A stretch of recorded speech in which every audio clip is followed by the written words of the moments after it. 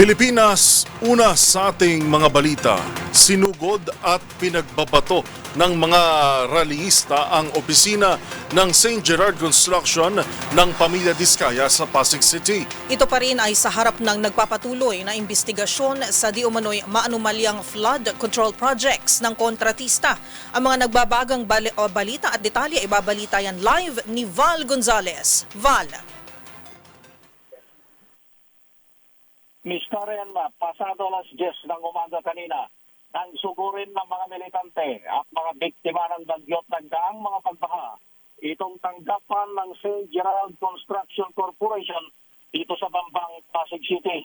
Pinagbabato ng putik ng mga mahigit 20 katao ang gate at pader ng gusali na pagmamay-ari ng Pamilya Diskaya. Bukod sa mga militanteng grupo, kabilang sa mga sumugod ay ang mga biktima ng malawakang pagbaha at yun itong mga nakalipas na mga buwan.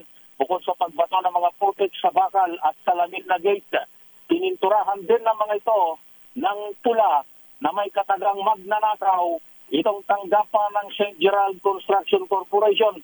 Init ng grupo, ikulong ng gobyerno ang mga diskaya kasama ang mga korap na kawani ng DPWH at mga politiko na nagsulong ng mga manumalyang flood control projects.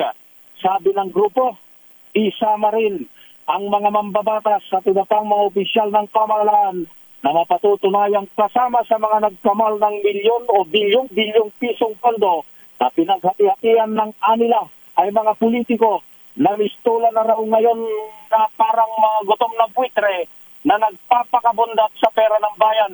Ilang minuto rin nagsagawa ng kilos protesta ang grupo dito sa tanggapan ng construction company ng mga diskaya na tinawag nilang King and Queen of Flood Control.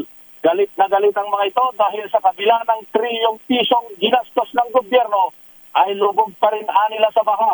Ang gaya nilang mahihirap na maging yung mga nakatira sa iba't ibang probinsya na pinaglaanan ng nakakalulang mga pondo. Hit ng mga ito magtutuloy-tuloy na ang serye ng kanilang mga kilos protesta simula ngayong araw na ito bilang pagpapakita ng pagkamuhi sa mga korap na mga politiko at mga namumuno sa ating bansa. Mula rito sa harap ng tanggapan ng St. Gerard Construction Corporation dito sa Barangay Bangbang, dito sa Pasig City. Para sa MBC TV Network News, ako si Val Gonzalez, DJ Rito na sa Pilipinas, una sa Pilipino.